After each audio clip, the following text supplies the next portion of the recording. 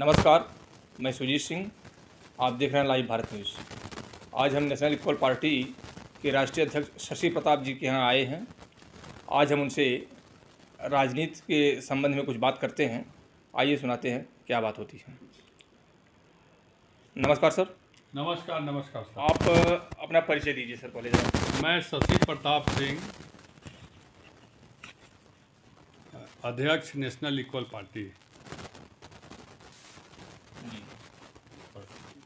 आपकी पार्टी का गठन सर कब से हुआ है? देखिए, मेरी पार्टी का गठन जो है 11 जुलाई 2022 को हुआ जी बनारस में। जी और तब से पार्टी हमारी चल रही है। जी और इसी बीच में हम लोगों की बातचीत माननीय अखिलेश यादव पूर्व मुख्यमंत्री उत्तर प्रदेश जी से हुई। जी और माननीय अखिलेश यादव जी जिस कुर्सी पर बैठे हैं वहीं पर आए थे, बैठे भी थे।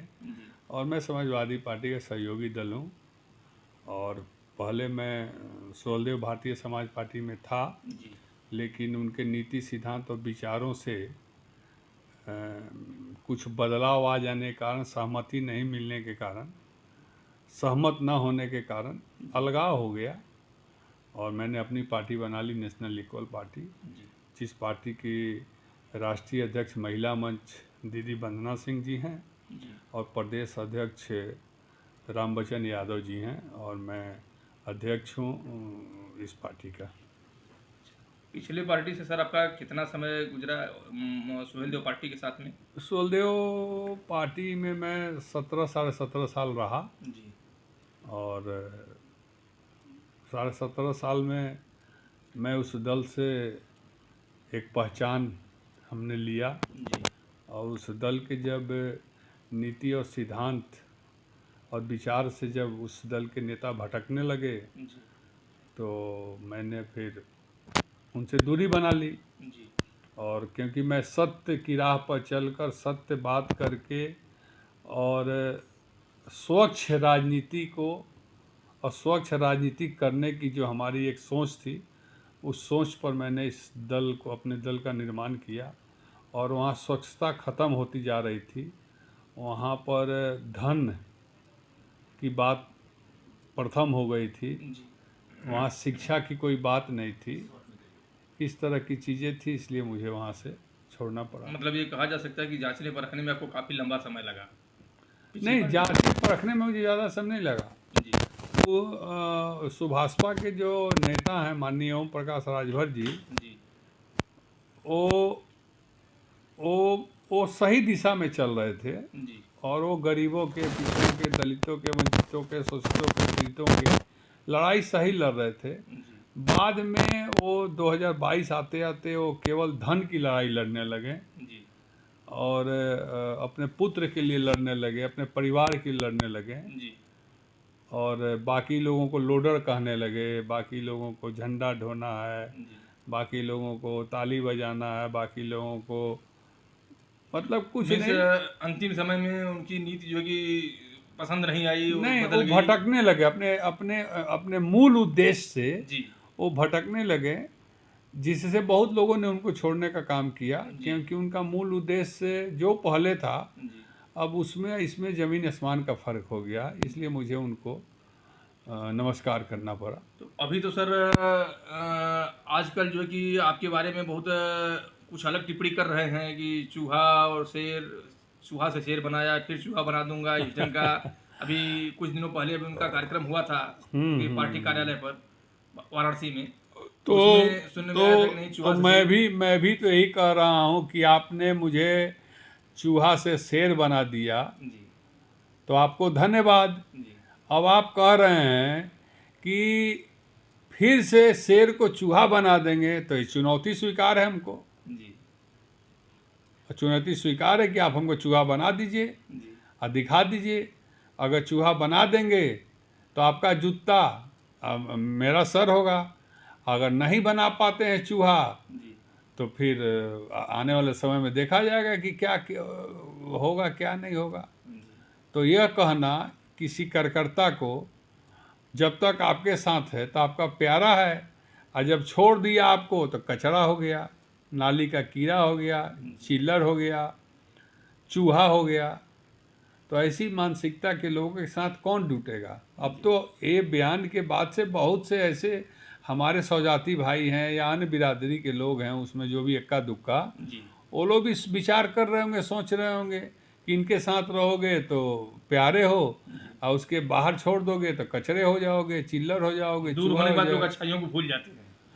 अब भाई मेरी मानसिकता ऐसे नहीं है। मैंने भी दल बनाया, मेरे दल बनाने के बाद 2 4 5 लोगों का मन नहीं मिला, मैंने कभी किसी को कचरा नहीं कहा, चिल्लर नहीं कहा, चूहा नहीं कहा, कभी कुछ नहीं कहा। जी मैं कहता हूँ कि ठीक है भैया, आप जहाँ रहो वहाँ खुश रहो, आबाद रहो। जी लेकिन इन्होंने इनको जो जो छोड़ा वो दगा हुआ कारतूस हो गया, लोडर हो गया, और इनके ये भी बोलते हैं, लड़के भी इनके बोलते रहते हैं। तो अब इनकी ये भाषा है और इनका यही संस्कार है, तो जो संस्कार मिलेगा वही संस्कार में वो लोगों को ये बोलेंगे। जी। और अच्छा सर, आगे 2024 का इलेक्शन आप लोग कैसे, मतलब कि क्या तैयारी कर रहे हैं उसके देखिए, लिए? 2024 का चुनाव में मैं माननीय अखिलेश यादव और समाजवादी पार्टी का सहयोगी दल के रूप में उनके साथ रहूंगा, जी और मैं कभी मांगूंगा नहीं माननीय अखिलेश यादव जी से कहीं चुनाव लड़ने के लिए। लेकिन माननीय अखिलेश यादव जी के लिए अगर आसमान से भी चुनाव लड़ना होगा तो मैं तैयार हूँ। लेकिन शशि प्रताप सिंह न जियो ने कभी मांगा है और न कभी जियो ने कुछ मांगेगा किसी से। जी मैं जहाँ था वहाँ भी कुछ मांगा नहीं, और जहाँ हूँ वहाँ भी कुछ नहीं मांगूंगा। लेकिन जिससे प्रेम करता हूँ उसके लिए जान देता भी हूँ और जान लेता भी हूँ, और जिससे दुश्मनी करता हूँ उसको और उससे प्यार से उसका दिल जीतने का प्रयास करता हूँ। तो आगे सर, अभी आपका निवास स्थान वाराणसी ही है, तो क्या उम्मीद है कि वाराणसी से आप सपा को जीत दिलाएंगे? प्रयास करेंगे जीत का। हम तो पूरे उत्तर प्रदेश का सीओ लोकसभा में मैं घूमूंगा, हमारे पार्टी के लोग घूमेंगे, और हम तो जिस तरह से रामचंद्र जी को लंका जाना था और लंका में पुल बनाते समय नल नील और पूरे वानरी सेना पत्थर उठा उठा के डाल रही थी, और एक गिलहरी को कुछ नहीं समझ में आया प्रेम जी राम के प्रेम में, तो पानी में डुबकी लगा के बालू अपने शरीर में लपेट के और वो भी वो डाल रही थी, तो योगदान राम, दिया। हाँ, योगदान दिया। जी तो राम जी ने पूछा कि तुम क्या करे, तो बोली कि हमारा यही औकात है, मैं यही योगदान दे रहा हूँ। तो मैं माननीय अखिलेश यादव जी के साथ उतना ही योगदान दूंगा हर विधानसभा में। सर, वाराणसी में अजय राय जी को प्रदेश अध्यक्ष, कांग्रेस का प्रदेश अध्यक्ष बनने के बाद वो अभी काफ़ी उत्साह में हैं, और मोदी जी यहाँ से दूसरी बार जीत चुके हैं।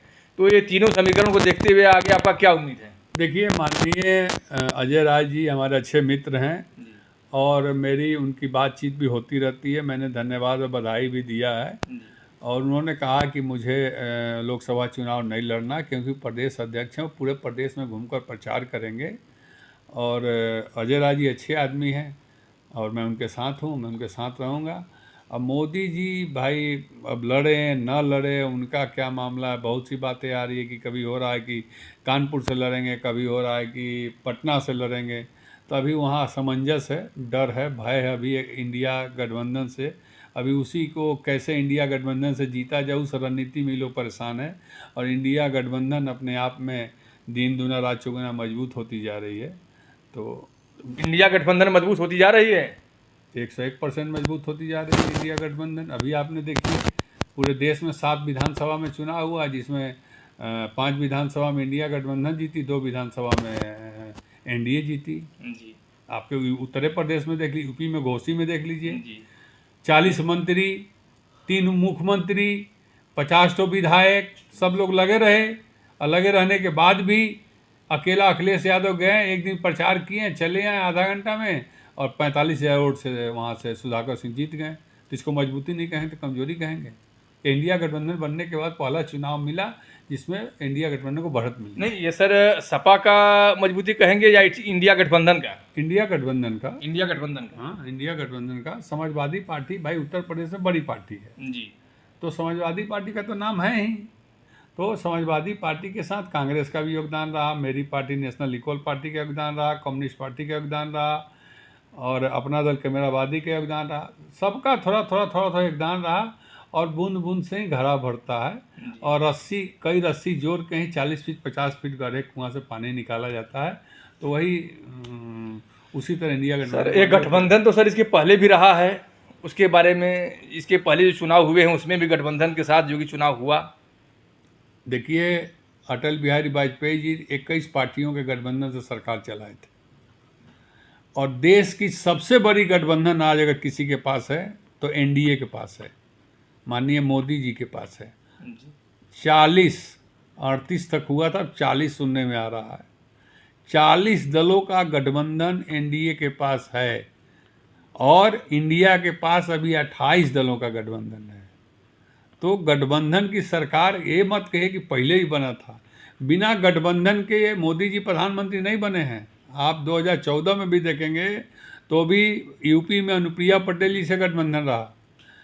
उसके बाद 22 में देखेंगे तो निषाद पार्टी ऐड हो गया, और 17 में देखेंगे तो सुभाषपा रही, निषाद पार्टी रही, अनुप्रिया पटेल रही, जैन चौधरी रहे। नहीं, गठबंधन तो रही सर, ये तो सही बात है आपकी, लेकिन भाजपा सरकार अपने दम पे बनाई। अगर भाजपा ये बात कह देगी ना, जी उसी दिन भाजपा खत्म हो जाएगी। ये आप कह रहे हैं ना। जी, बिना हम नहीं, सर जो रिजल्ट आया वो देख करके, रिजल्ट आया सबके सहयोग से रिजल्ट आया ना, जी कि अकेले भाजपा लड़ के रिजल्ट नहीं, अकेले भाजपा की जीतने में जो सीटें आई, भैया मेरे पूरे गठबंधन में भाजपा की 370 से ज्यादा सीटें आई जी भाई, 270 से ज्यादा सीटें आई, जी 300 कुछ आई। तो अगर अलग अलग लड़े होते तो क्या आ जाती उतनी सीट? नहीं आती।